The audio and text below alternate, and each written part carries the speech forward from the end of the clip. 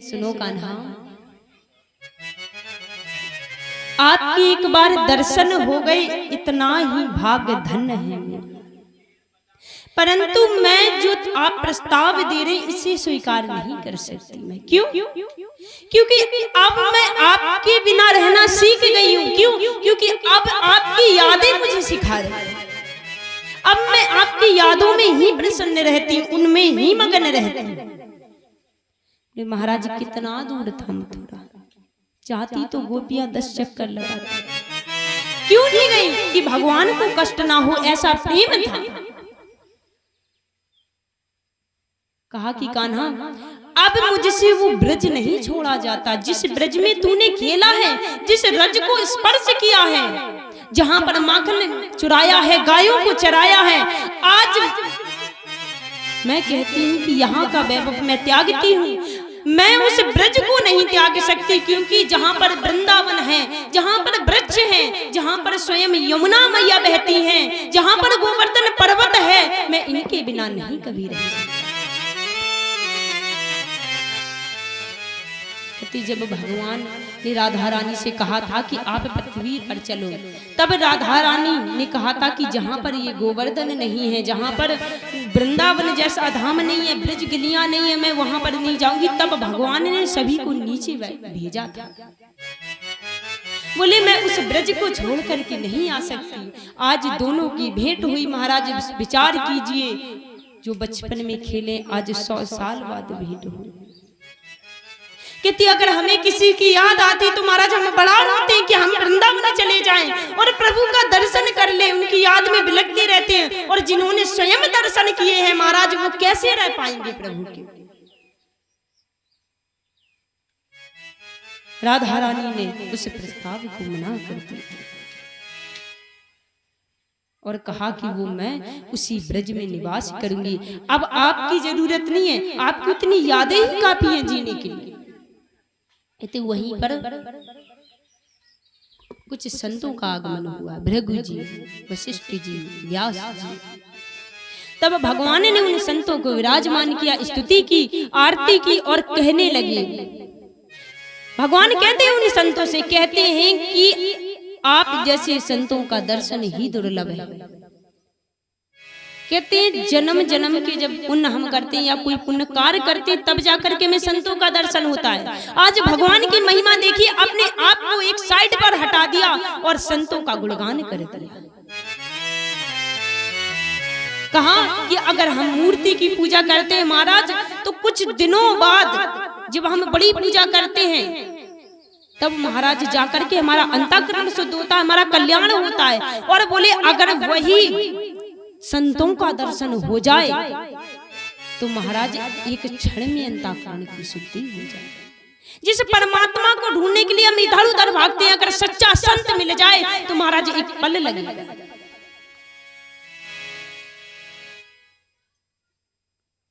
आज भगवान ने संतों का वर्णन किया और उनकी स्तुति की। आगे महाराज परीक्षित जी ने सवाल किया कि सुखदेव जी महाराज से कि आप ये बताइए हमारे दादा और दादी का विवाह कैसे हुआ था। तब कहते हैं कि सुनो, एक बार अर्जुन तीर्थों के लिए गए, विचरण करते करते प्रभा क्षेत्र में पहुंचे। तब उन्हें पता लगा कि अर्जुन के जो मामा हैं उनकी पुत्री है सुभद्रा, और उनका विवाह अर्जुन ने सुना कि उनका विवाह दुर्योधन से होने वाला है। अब जब अर्जुन ने ऐसा सुना तो उनके मन में महाराज सुभद्रा को पाने के लिए लालसा उत्पन्न हुई। अब क्या किया कि अर्जुन ने विचार किया, ऐसे तो दाऊ भैया मानेंगे नहीं, क्योंकि दाऊ भैया अर्जुन को, जो दुर्योधन था, दुर्योधन को पसंद कर रहे थे। अर्जुन के लिए कोई विचार ही नहीं था विवाह के लिए। अब लेकिन अर्जुन के मन में लालसा होने लगी कि इससे विवाह करेंगे सुभद्रा से। बोले विचार जब उठा तो क्या किया कि उन्होंने बढ़िया त्रिकुंड वाला तिलक लगाया और साधु संतों वाले कपड़े पहने, लिया कमंडल और पहुंच गए महाराज द्वारिका। अब वहां पर एक आसन लगाया और आसन लगा कि महाराज कहा कि महाराज जी ठगने लगे द्वारिका को। बोले 11 रुपए चढ़ाओ और समस्या दूर भगा। ये सिलसिला महाराज बड़े दिनों तक चला। बोले महाराज 51 रुपए चढ़ाओ और धन समृद्धि पाओ। चढ़ावा लेने लगे, ठगने लगे। अब महाराज जो हमारे माताएं होती है, कुछ हमारे भाई बंधु होते हैं, वो तो इन्हीं में विश्वास करते हैं। जाते चढ़ाते महाराज ये बताओ तो झूठ मूठ का सब कुछ बता देते, उसी का पालन करते रहते। दिन महाराज व्यतीत हुआ, काफी दिन हो गए ये ड्रामा चलते चलते सिलसिला। अब क्या हुआ कि एक बार दाऊ भैया को पता लगा कि कोई बड़े महान संत आए हैं और वो सबका हल करते हैं। भगवान तो जानते थे। तब सोचा कि क्यों ना हम जाकर के सुभद्रा के बारे में पूछे। जब सबके बारे में बता देते हैं तो उनके बारे में भी कुछ अच्छा बता देंगे। अब सैनिकों के द्वारा बुलवाया गया। बोले खाने का निमंत्रण है, घर में आइए। अब महाराज गए और सुभद्रा से बोले कि अच्छा अच्छा सा भोजन बना, जब तो तेरे बारे में अच्छा बताएंगे। महाराज जो सुभद्रा था बढ़िया से व्यंजन बनाए, 56 प्रकार के। महाराज रसगुल्ला, पेड़ा, बर्फी, बढ़िया 5-5 प्रकार की सब्जी पूरी रखी। अब अर्जुन आए, अर्जुन बैठे, महाराज भोजन किया, लेकिन भोजन सुभद्रा परस रही थी। अब एक नजर भोजन में, एक नजर सुभद्रा के पास महाराज। अब जब भोजन कर लिया और महाराज कहते मन ही मन विचार करने लगे कि सुभद्रा को तो मैं पाकर के रहूंगा। अब सुभद्रा ने भी भगवान जो अर्जुन थे उन्हें मन ही मन अपना पति रूप में महाराज पा लिया। लेकिन ऐसे कैसे ले जाए? अब मौके का इंतजार करने लगे। बोले मौका मिले तब ले जाएं। तब एक दिन सुभद्रा क्या हुआ कि सुभद्रा पूजा के लिए जा रही थी, तभी मिल गया अर्जुन को मौका। महाराज पकड़ा हाथ और हरण करके ले गए। अब दाऊ भैया को पता चला कि जिस बाबा पे विश्वास करे थे वो तो बड़ा पाखंडी निकला, हमारी जो घर की स्त्री उसे ही ले गया। अब महाराज दाऊ भैया बड़े क्रोधित हुए। दाऊ भैया ने कहा इसको तो मैं छोड़ूंगा नहीं, बड़ा छड़िया है। महाराज जी किसके भेष में कौन छुपा है क्या पता चले। आज क्रोध में हल उठाया और मारने के लिए जाने लगे। तभी भगवान आते। भगवान को सब पता था, भगवान की मर्जी थी। भगवान समझाते, बोले देखो आप बड़े हो, समझदार हो। अब जब वो ले ही गया तो ले ही जाने दो, कर लेने दो दोनों को विवाह। महाराज ने समझाया और जाकर के आगे उनका विवाह हुआ।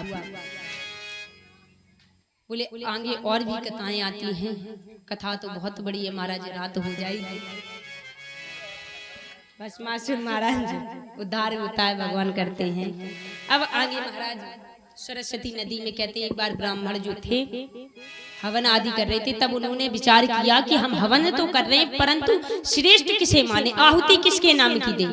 तभी रघु जी को भेजा। बोले जाकर के पता करो कि ब्रह्मा विष्णु महेश में कौन श्रेष्ठ है। तो महाराज सीधे ब्रह्मा जी के पास गए।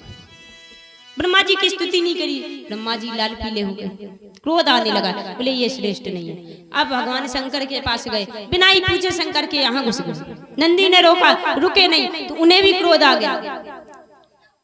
बोले ये भी श्रेष्ठ नहीं है। अब भगवान विष्णु के पास गए। महाराज शेष सैया में समाधि में लीन भगवान हरि लेटे हुए। तभी प्रभु जी ने ना ही पूछा ना ही जांचा और जाकर के एक प्रहार किया महाराज छाती में लात। फिर भी भगवान इतने दयानिधि उठे और बोले ये बताओ संत जी आपके पैर में कहीं चोट तो नहीं आई? क्यों? क्योंकि मेरा जो बोले आपने जो चोट मारी है ना, मेरा शरीर बड़ा कठोर है। कहते भगवान ने तो क्षमा कर दिया परंतु माँ लक्ष्मी ने समान किया। बोले जिस साइड तूने लात मारी ना उस स्थल पर मेरा निवास होता था। तभी ब्राह्मणों को महाराज श्राप लगा था कि आपके पास संपत्ति नहीं टिकेगी। बोले तब निश्चय किया सब संतों ने कि सर्वश्रेष्ठ हमारे श्री हरि कान्हा। आगे महाराज दत्तात्रेय का संवाद आता है। कहते हैं कि भगवान ने यदुवंशी बहुत बढ़ गए थे महाराज। बोले कथा बहुत बड़ी है। बोले यदुवंशी बहुत बढ़ गए थे, जामवंती का पुत्र शाम, महाराज उसे संतों के द्वारा श्राप मिल गया। उसी के द्वारा कहते हैं कि सारे यदुवंशियों का विनाश हो गया, केवल 4 और 5 श्रेष्ठ बचे थे। कहते भगवान की जो मर्जी होती वही करता है, आपकी मर्जी से कुछ नहीं होता। आप सोचो ये हो जाए तो ये नहीं होगा, वो हो जाए तो वो नहीं होगा, जो उसकी मर्जी होगी वही होगा। श्राप तो महाराज सभी यदुवंशियों का था कि सभी का विनाश हो जाए, परंतु भगवान ने सोचा कि सभी का हो जाएगा तो क्या होगा, तो 4-5 महाराज बचे हुए थे। बोले परीक्षित भी तो था महाराज, उसने भी समय का उल्लंघन किया, कलयुग को मारने गया था। भगवान ने सोचा कलयुग चला जाएगा तो फिर क्या होगा, तब परीक्षित को भी महाराज 7 दिनों में मृत्यु बता दी। बोले जो उसकी महाराज माया में पड़ता है ना, और जो उसकी उल्लंघन करता है उसके धर्म, उसका विनाश ही होता है। बोले शास्त्रों पर कभी छेड़छाड़ न करे, जो शास्त्र कहते वही करे। आज यदुवंशों का विनाश होता है, अब भगवान के जाने की बारी आई। तब भगवान उद्धव जी से कहते हैं कि सुनो उद्धव, इस माया को अब तुम त्याग दो और त्याग करके भजन करो मेरा। क्यों? क्योंकि आज से 7 दिन बाद मैं इस धराधाम को छोड़ करके चला।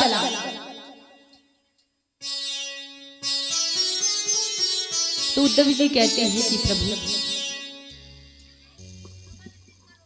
मैं कैसे आपका भजन करूं, किसके द्वारा करूं और किसे इसे योग्य समझूं। तो कहानी बताता है। बोले सुनो, एक दत्तात्रेय और यदु राजा जो थे उनका वर्णन बताते हैं।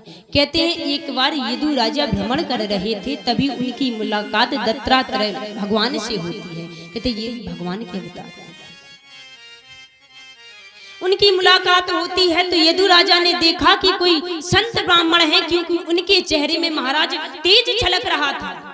गए पास में प्रणाम किया और बोले प्रभु मुझे ऐसा महसूस हो रहा है, ऐसा एहसास हो रहा है कि आप कोई महान संत हैं और आपका शरीर बड़ा हष्ट पुष्ट है, और मुझे लगता है आप सारे बंधनों से निकल चुके हैं।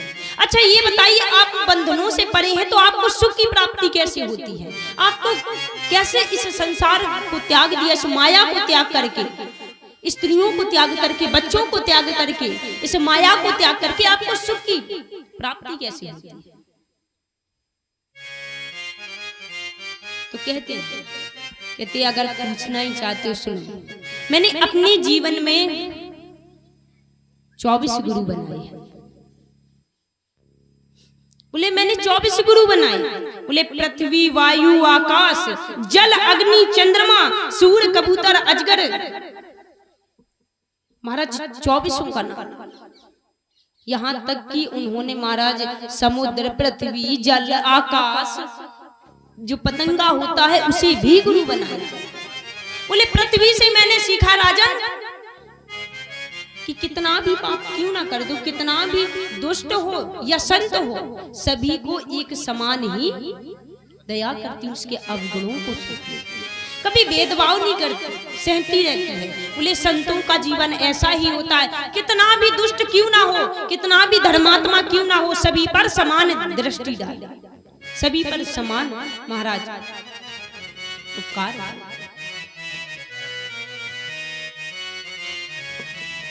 बोले जल से भी मैंने यही सीखा कि समुद्र में आप देखते हैं अच्छा पानी भी जाता है, बुरा पानी भी जाता है, कितनी गहराई होती है, अथाह समुद्र है।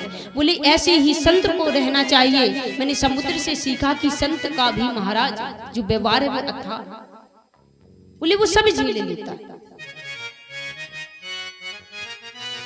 समुद्र की तरह संत को भी महाराज कहा कि जैसे समुद्र एक गहरा होता है महाराज, उसमें अवगुण और जो अवगुण गुण होते हैं वो सोख लेता है। बोले सूर्य से क्या सीखा? बोले सूर्य से मैंने ये सीखा कि उसने कभी भी समय का उल्लंघन नहीं किया, समय पे आया और समय पे ही जाता है। मैंने समय का नियम सीखा कि समय का कभी भी दुरुपयोग ना करें।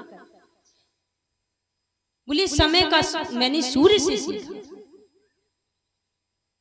बोले अजगर से क्या सीखा? बोले अजगर से मैंने सीखा महाराज कि अजगर जो होता है एक जगह लेट जाता है, जो मिला वही खा करके संतुष्ट हो जाता है। अगर उसे एक जीव मिल गया तो महाराज वही खा करके संतुष्ट हो जाएगा। बोले ऐसे ही संत होते हैं महाराज, जो मिल गया अच्छा बुरा उसी को पा करके संतुष्ट हो जाते हैं। और महाराज मैंने पतंगा से क्या सीखा कि जब बारिश होती ना और पतंगा महाराज रोशनी को देख करके आता है, बोले मैंने पतंगा से सीखा कि माया में मत पड़े, क्योंकि जब पतंगा उड़ता है ना और एक दीपक को देखता है वो खिंचा चला आता है और उसी दीपक में उसकी मृत्यु हो जाती है। बोले मैंने संत भी ऐसे होते, बोले संत कभी भी माया में नहीं पड़ते, पतंगा की तरह। बोले जैसे पतंगा इस प्राण को त्याग देता है ना संसार में, ऐसी जीव है इस माया में ऐसा फंस जाता है, लगता है कि इस माया महाराज देवता तक फंस जाते हैं। तो फिर हम तो साधारण। बोले एक ही उपाय है, केवल भजन करें। महाराज 24 का बताया और आज कहा कि मैंने 24 गुरु बनाए और 25वां अपने शरीर को बनाया। बोले हमारा ये जो शरीर है ये भी एक महाराज गुरु के समान है, ये हमें हर चीज सिखाता है। आज भगवान ने उद्धव जी को ज्ञान दिया और दत्तात्रेय ने यदु राजा को ज्ञान दिया, और भगवान अब महाराज अपने स्वधाम जाने वाले हैं। सोचिए कि जब भगवान धराधाम को छोड़ करके जाते कैसा महसूस हो। हम 7 दिन कथा सुनते हैं, 7वें दिन के लगता है आज अंतिम दिन है। तो सोचिए भगवान धराधाम को छोड़कर जाएंगे तो कैसा महसूस होगा। आज भगवान कहते जरा के द्वारा भगवान आज स्वधाम को गए। कहते जब श्राप लगा शाम को तो वो और जो टुकड़ा निकला था मछली को काटने से वही उसने अपने बाण में लगाया। बोले अंत भगवान का उसी बाण से हुआ और भगवान जरा के द्वारा भगवान स्वधाम के लिए चले जाते हैं। अब परीक्षित जी से कहते, अब परीक्षित जी को कहते हैं सुखदेव जी महाराज, कहते सुनो राजा, ये संसार केवल और केवल एक माया है, इस माया में मत पड़िए। आप ये मत सोचिए कि मेरी मृत्यु अब हो जाएगी। जो आया है उसे जाना है, ये सत्य है। जो आया है जाना है। कोई अमर सोचे कि हाँ अमर हो गए महाराज, करे रहो अत्याचार, मत करो भजन, लगेगा पता जब ऊपर जाओगे योनियों में भोगोगे। क्योंकि आजकल किसी को समझ में आता, हम यहाँ भाषण दे रहे ना तो महाराज सब मजाक समझते, सभी को एक हंसी हास परिहास लगता है, सुनते हैं इस कान से आंसू निकाल देते हैं। हमारा तो काम है ज्ञान देना, अब आप धारण करो उसे या ना करो। अब कहते हैं कलयुग के कुछ गुण और अवगुणों के बारे में बताते हैं। बोले कलयुग का जीव कैसा है, कलयुग के जीव के बारे में कहा।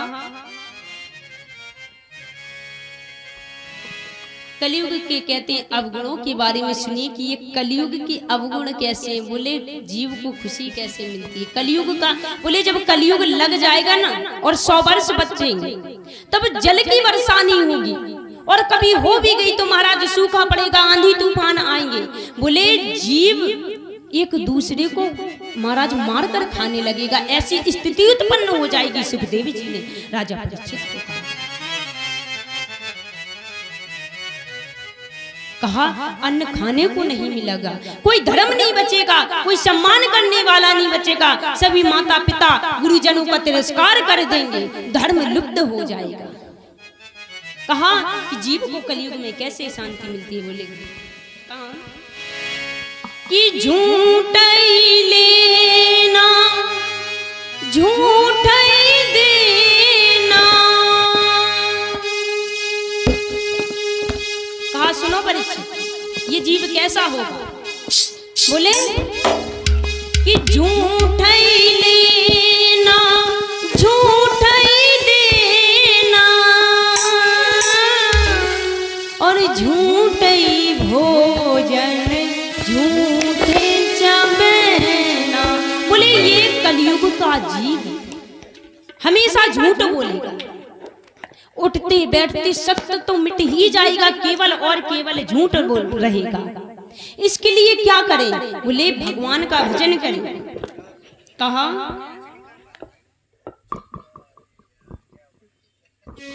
इसके लिए क्या करें? बोले महाराज इसकी बुद्धि के लिए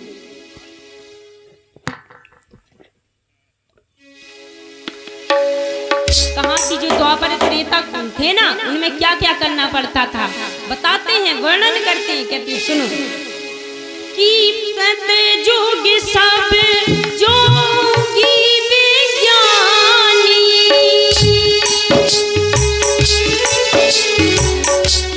कहा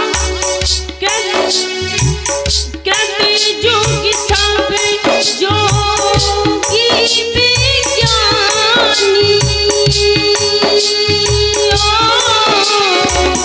करी हरि ध्यान तरनी भवतानी। राम सिया राम सिया राम जय राम, राम सिया राम सिया राम जय राम। बोले कि द्वापर में कैसे? बोले सब जो जोगी महाराज तप करते थे तब जाकर के मोक्ष मिलता था। बोले अब त्रेता में सुनिए, कहा त्रेता विविध जग नर कीन्हा, कबहु श्याम कर भव तरनी। राम सिया राम सिया राम जय राम, राम सिया राम सिया राम जय। बोले कहा कि त्रेता में यज्ञ करने पड़ते थे तब भगवान आते थे। बोले द्वापर में सुनिएगा, कहा द्वापर करी रघुपति पद पूजा, नर भव तरनी को पाए न दूजा। राम सिया राम सिया राम जय राम, राम सिया राम सिया राम जय राम। कलयुग में क्या करना पड़ता है? बोले तप नहीं करना पड़ता, जप नहीं करना पड़ता, ना ही यज्ञ करने पड़ते। कलयुग में साधारण है। कहा कलयुग केवल नाम आधारा, तुम्हारी सुमर नर उतरहि पारा। राम सिया राम सिया राम जय राम, राम सिया राम सिया राम जय राम। बोले कलयुग में बोले केवल भगवान का नाम लो। कहा बिन सत्संग विवेक न होई, ओ राम कृपा बिन सुलभ न सोई। राम सिया राम जय राम, राम सिया राम जय राम। कहा महाराज, कहा कली कर केवल नाम अधारा,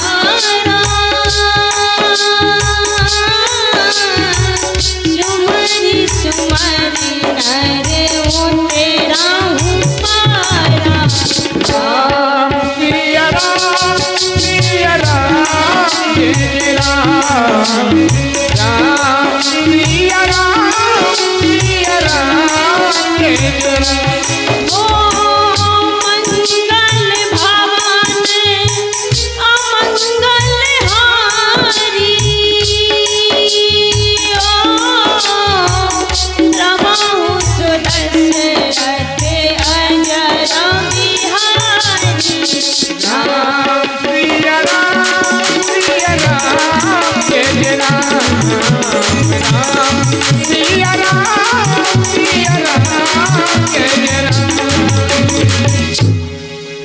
कहा महाराज, कलयुग के गुणों को बताया। बोले कलयुग सबसे अच्छा है, परंतु ये जीव कलयुग को ही बुरा मानता है। बोले और युगों में तो महाराज तप आदि करने पड़ते थे, परंतु इस युग में केवल और केवल भगवान का नाम स्मरण करने से ही प्रभु मिल जाता है। आप पूजा करो या ना करो, नहाओ या ना नहाओ, केवल नाम लेते रहो, राधा राधा राधा, बेड़ा पार हो जाए।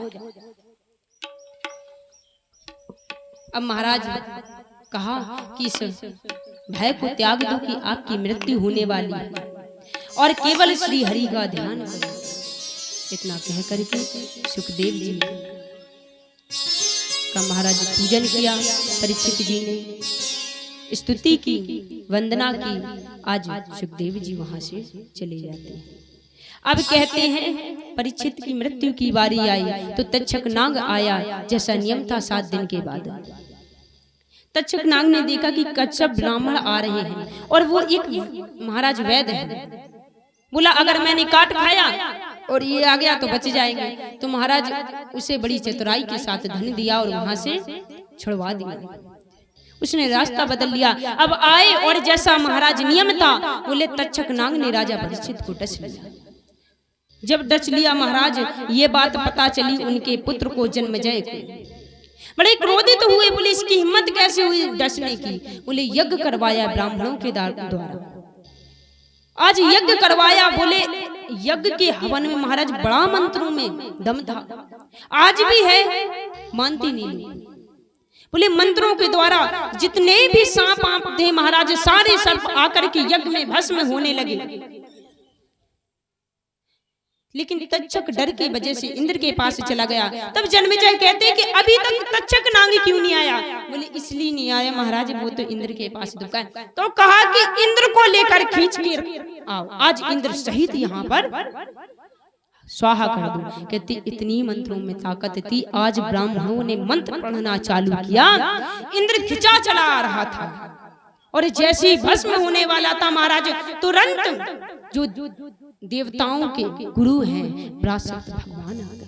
बोले क्या कर रहे हो जन्मेजय, ये संसार है, सब अपने ही कर्म पर टिके हुए हैं। जो जैसा कर्म करता है उसे वैसा ही भोगना पड़ता है।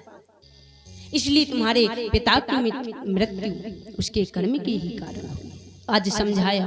तब जन्मेजय ने मान करके आ गया महाराज, हाँ किया और उस यज्ञ को महाराज रोक दिया और उस यज्ञ को रोका।